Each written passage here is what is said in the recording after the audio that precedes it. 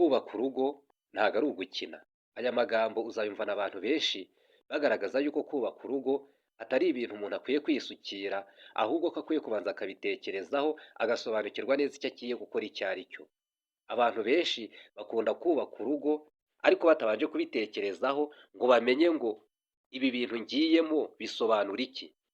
Ibi bintu ngiyemo bizampira cyangwa se ntibizampira? Ariko mu by'ukuri urugo ni iki? Warusobanura ute? Warusobanukirwa ute kugira ngo n'uzajya kurushinga azaba rwiteguye? Kubera ko hirya no hino hagenda hagaragara ibibazo bishingiye ku makimbirane aturuka mu ngo, aho abagabo n'abagore usanga batavuga rumwe ndetse n'abana baziramo ugasanga ibintu bibaye ibindi bindi. Abantu benshi baribaza ngo urugo ni iki? Urugo ni gute umuntu yarugenzura? Urugo umuntu yarusobanukirwa ate? Mbese ni iki cyamufasha kugira ngo azagire urugo rwiza mu minsi iri imbere? Aha ngaha abantu benshi rero bakunda kuhatsikira bakavuga bati urugo rwose si ikintu, urugo ni ikindi. Hariho abantu benshi basobanura urugo bakarusobanura mu byiciro bitatu tugiye gusobanura mu kanya. Uhawe ikaze, iyi ni cano amahumbezi, ngwino tubane, ubundi dusesengurire hamwe uburyo urugo icyo ari cyo ndetse n'icyo umuntu yakora kugira ngo byibuze azagire urugo rufite itandukaniro. Ngwino tubane.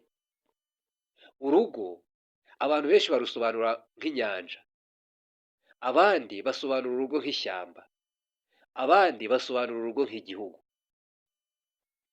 Byagenda bite uri umuntu uzi koga uri mu nyanja? Bisaba kugira ngo ube ufite ibikoresho byabugenewe, ufite jire zabugenewe zo kogana kugira ngo utarohama.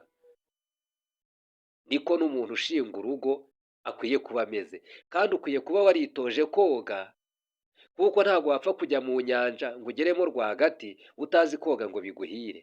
Ikindi ukwiye kuzirikana yuko mu nyanja habamo inyamaswa zishobora gutunga umuntu, ariko nawe ashobora guhinduka ifunguro ry'izindi nyamaswa zirimo. Urugero, umuntu ashobora kugenda yaba ari koga akaroba isambaza, akaroba n'utundi dusimba tuba mu mazi dushobora gutunga umuntu, bikamutunga akabaho. Ariko nanone umunsi umwe ashobora kujya muri ya mazi nawe agahuriramo n'iyindi nyamaswa, urugero nk'iyitwa ingona cyangwa imvubu, nawe ikamusamura akaba ifunguro ryayo ry'uwo munsi. Urugo rero abenshi barugereranya nk'inyanja, bagaragaza neza yuko umuntu ukwiye kurushinga akwiye kuba yarujuje ibyangombwa byose bimwemerera gushinga urugo. Aribyo bya bindi twavuze kuri wa muntu woga mu nyanja cyangwa se w'umurobyi, ko agomba kuba afite ibikoresho byabugenewe bimubashisha koga akirinda kurohama, kandi igihe icyo ari cyo cyose abonye hari inyamaswa y'inkazi akagerageza kuyikatira. Niko rero urugo rumeze. Mbega muri make urugo ni mpiga nkuhige. Ubwo rero biba bisaba kugira ngo ube umuhigi mwiza, maze ubashe kuba wabasha kubaka urugo rwawe ndetse rukagira amahoro, rukagira itandukaniro n'izindi ngo aho hari ku nyanja. Urugo noneho nk'ishyamba. Mu ishyamba abahigi, umuhigi abyuka mu gitondo akavuga ati ngiye guhiga. Mu by'ukuri ntago aba azi ngo arafasitisha iki. Ashobora kwibwira yuko ashobora gufata urukwavu, yagerayo agahita acakirwa n'inzoka. Ashobora kwibwira yuko ari bufatisha, yagerayo agakubitana n'imbogo nayo ikamuvunagura. Ashobora kwibwira yuko ashobora kugenda agasanga imbuto zeze, yagera mu ishyamba agahita akubitana n'intare nayo ikamugirira nabi. Kandi nanone hari igihe bucya neza, yagerayo akabona umuhigo agacyura mu rugo, abana n'umugore bakishima. Rero muri make urugo narwo barugereranya nk'ibyo. Mu by'ukuri umuntu ujya mu ishyamba hari ibintu aba akwiye kubanza kwitegura. Abenshi baba bafite imbwa, abandi baba bafite icumu, abandi baba bafite umuhoro, abandi baba bafite ibindi bintu ibyo ari byo byose, ibisongo n'ibindi cyangwa n'imitego, kugira ngo bazabashe guhangana n'inyamaswa bagiye guhiga, babone ukuntu bazifata. Rero mu by'ukuri umuntu ukwiye kubaka urugo nawe aba akwiye kubanza kuzuza ibyo, agashakisha uburyo yasobanukirwa neza icyerekezo agiyemo.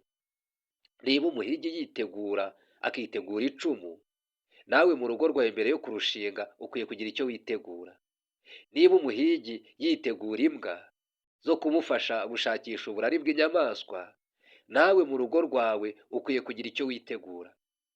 Kandi niba umuhigi yitegura kwiga kwiruka, nawe mu rugo rwawe ukwiye kugira icyo witegura kugira ngo uzarushinge nawe ufite gahunda.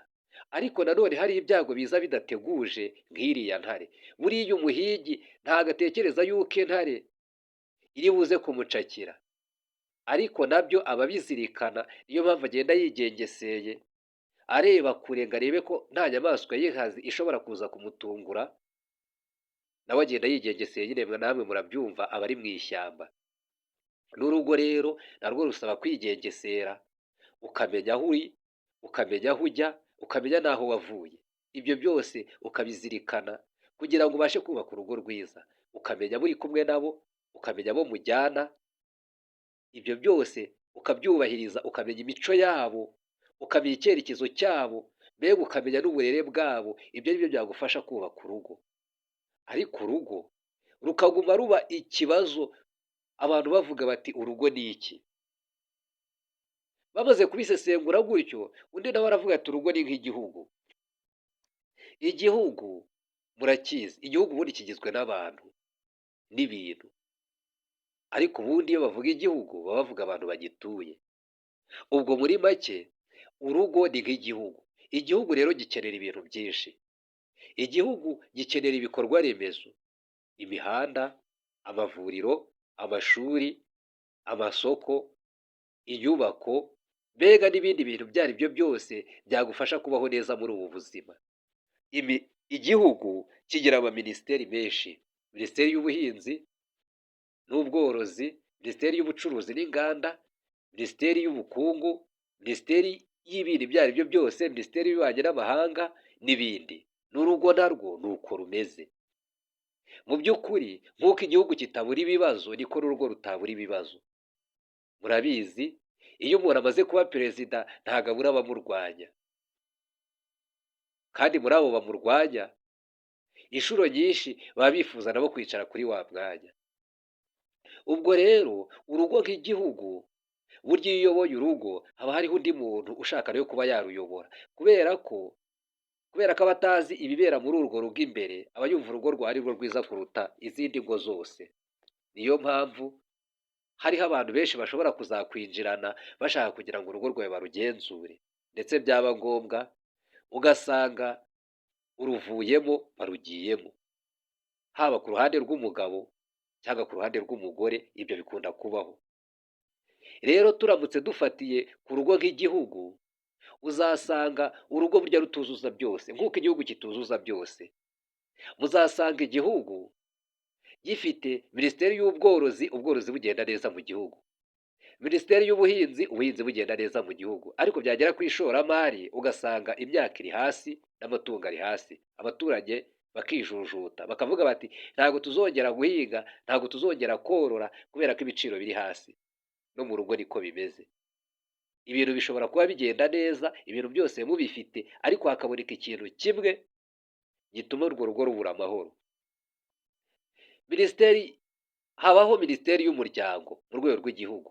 Iyo ni minisiteri ishishikariza abagabo n'abagore kubana neza ndetse no kwita ku bana. Ariko hari igihe birangira mu muryango nta mwana ubonetsemo. Icyo gihe urugo niyo rwaba rwujuje byose ariko rukabura umwana, usanga hari ikintu kibura. Aho naho haba hari ikibazo. Ikindi, mu gihugu haba hariho minisiteri ishinzwe kugenza ibyaha cyangwa se minisiteri y'ubutabera. Iki gihe ni irwanya ibyaha, kubera ko biba bizwi neza yuko mu gihugu hazaba harimo abantu b'abanyabyaha. Niyo mpamvu iyo minisiteri ijyaho. No mu rugo burya nayo iba iriho. Ni ya minisiteri icyaha, aho ababyeyi bafata abana cyangwa se umugabo akabwira umugore ati nyamuneka dore aha ngaha uri gukosa, wagenze gutya ibintu bikagenda neza. Ndetse n'umugore akabwira umugabo atyo. Aha ngaha rero hari igihe birangira bitagenze neza nk'uko byari biteganijwe. Ubwo rero aha ngaha bifata indi ntera, noneho haba hatabayemo kumvikana ugasanga ibintu bibaye urudubi. Niyo mpamvu bavuga ngo nta gihe urugo ruzigera rugira amahoro rugizwe n'abantu barenze umwe, kandi birumvikana ni naho ibyishimo bituruka, kubera ko iyo abantu barenze umwe burya niho babasha no kwishima ibintu bikagenda neza. Muri make, ahari ibyishimo niho hava n'umubabaro. Igihugu iyo cyejeje kiranezerwa, ariko iyo habonetse ibintu bitagenda neza nabwo kirababara. Kandi uyu munsi bishobora kugenda neza, ejo bikagenda nabi, kubera ko ibintu birahinduka, haba ibintu n'abantu bose bagenda bahinduka, ariko iyo ibintu bihindutse n'abantu barahinduka. Kubera ko iyo igihugu gifite ibyo kurya abaturage barishima, ariko byamara kubura abaturage bakababara ndetse bagasakuza bagatera n'induru. Niko n'urugo narwo rumeze. Rero urugo abahanga basobanura neza yuko ari ishyamba rinini umuntu atagenda ngo ariheze. Urugo ni nk'inyanja nini umuntu atakoga ngo ayiheze. Urugo ni nk'igihugu kinini umuntu atabasha kuyobora ngo akigenzure neza, amenye uko ibintu bikwiye kugenda byose. Mbega muri make, urugo ni kure cyane umuntu atabasha kugenzura ngo aheze. Hariho rero abantu benshi bibaza ngo ni gute umuntu ashobora kuvuga ngo ayoboye urugo kandi ibintu bikagenda neza, wenda bitewe n'uko hariho ababona babayeho neza, akavuga ati none kuki abandi byabacanze ariko bariho bakaba bagerageza. Buriya nubwo mubona ibihugu byinshi biyobowe neza, abantu basa nk'aho batuje, ariko burya mo imbere ibibazo biba birimo.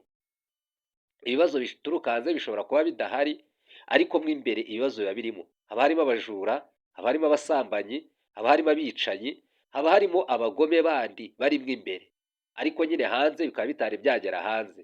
Iyo byageze hanze rero biba ari ibindi bindi, biba bisaba kugira ngo hashyirweho izindi mbaraga. Ariko ubundi urugo uko rwaba rumeze neza kose ibibazo imbere ntabwo bibura. Urugo uko rwaba rukize kose ibibazo imbere ntabwo bibura, kuko muri za nzego zose twabonye igihugu kigomba kuba gifite, hari inzego ziba zijegajega. Urwo rwego rujegajega rero ni rwo rushobora gutuma rwa rugo narwo rubura amahoro.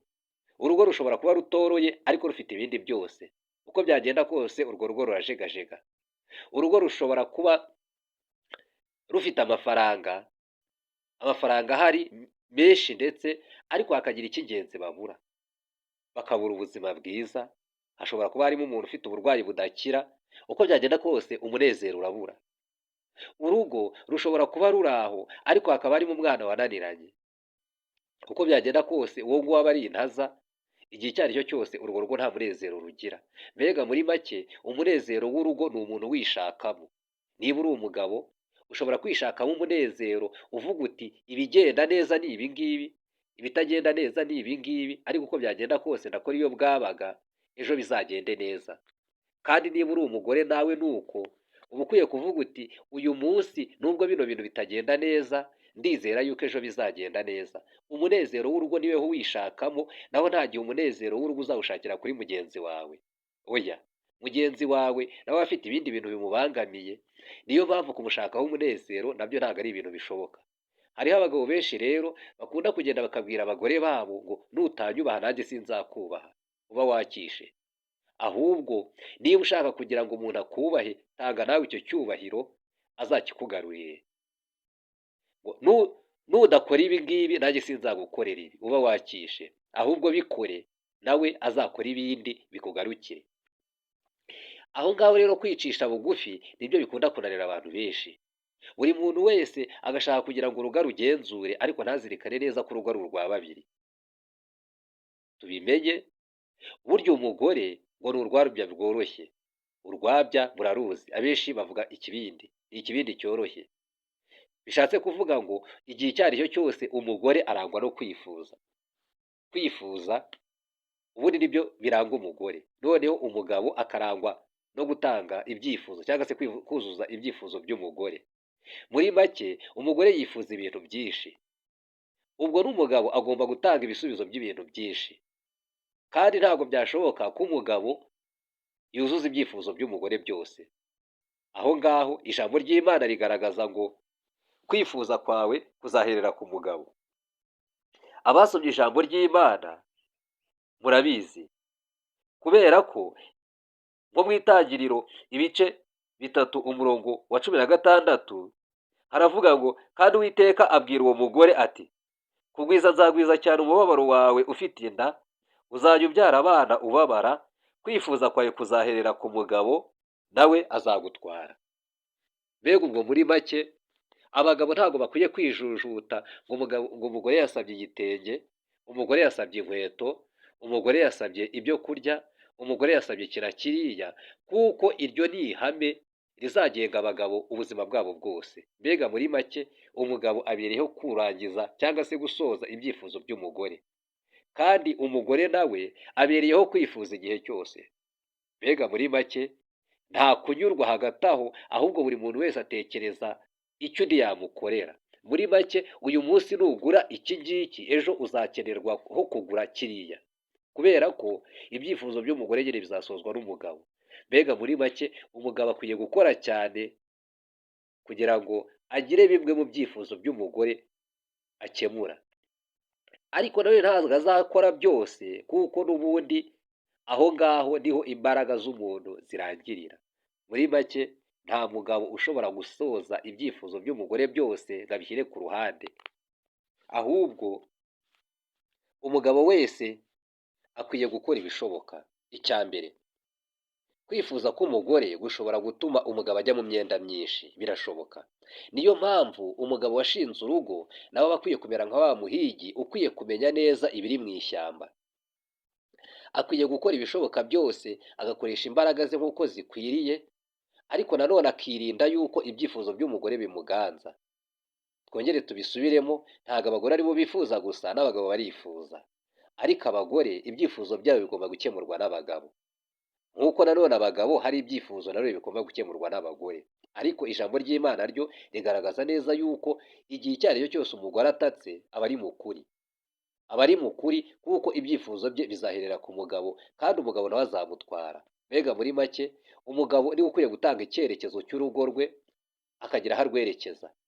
Umugabo, mbega muri make turamutse dusuzumiye hamwe, ubwenge bw'umugabo nibwo buyobora urugo, nubwo umugore nawe ayobora urugo, ariko agendera mu kirenge cyangwa se atera ikirenge mu cy'umugabo. Hari ibihugu byinshi rero byagiye bigaragaza yuko umugore n'umugabo bareshya, ariko ijambo ry'Imana rigaragaza yuko umugabo azatwara umugore. Mbega muri make ntabwo abantu babiri bose bakora inshingano zimwe, ariko bakwiye kuzuzanya kandi bagaharanira kugira ngo iterambere ry'urugo rwabo barihurireho. He kugira umuntu wikubira ngo yumve yuko ari umuntu mukuru kuruta abandi, ahubwo bakwiye kuzuzanya kugira ngo bahuze ibitekerezo. Rero igihe icyo ari cyo cyose uzumva ibitekerezo bikugoye, birasaba kugira ngo wongere wicare wibaze ngo uru rugo rwanjye ni ukwiye kurugenzura, imipaka yarwo ikwiye kugarukira aha, maze nawe bikakorohera. Muri make rero umugabo afite inshingano zo kwiga cyane kwiyoroshya. Kwiyoroshya nibwo buryo bwa nyuma umugabo akwiye gukoresha kugira ngo abashe gusoza inshingano ze.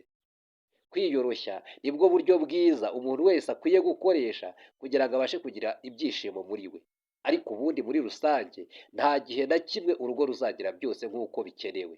Mbega dusuzumye, ni ukuvuga ngo ibibazo igihumbi urugo rufite, mu bintu bibasha gukemuka ntabwo habasha gukemukamo ibibazo, byibuze mu bibazo igihumbi hakemukamo 10, nabwo ntibikemuke byose nk'uko bikwiriye. Ubwo hahora ibibazo 990, ibibazo 10 bigakemuka.